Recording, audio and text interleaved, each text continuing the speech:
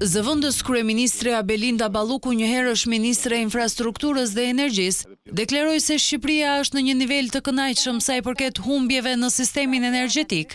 Deklaratën e bëri nga nën stacioni elektrik Tirana 2, ku inspektoi investimet e reja të realizuara.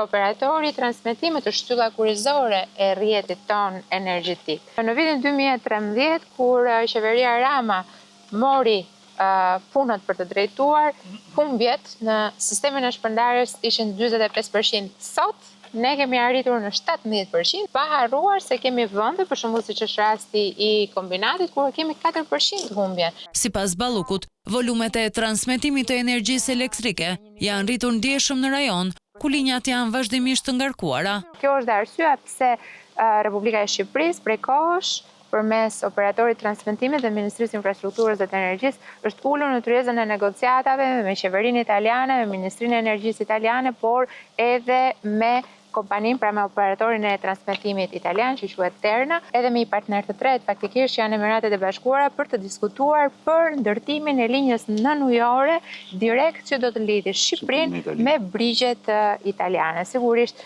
kjo është një punë kolosale. Investimet në nënstacionin Tirana 2 për rritjen e kapaciteteve transmetuese do të garantojnë përmirësim të furnizimit me energji në rajonin e Durrësit dhe në të gjithë zonën jug perëndimore.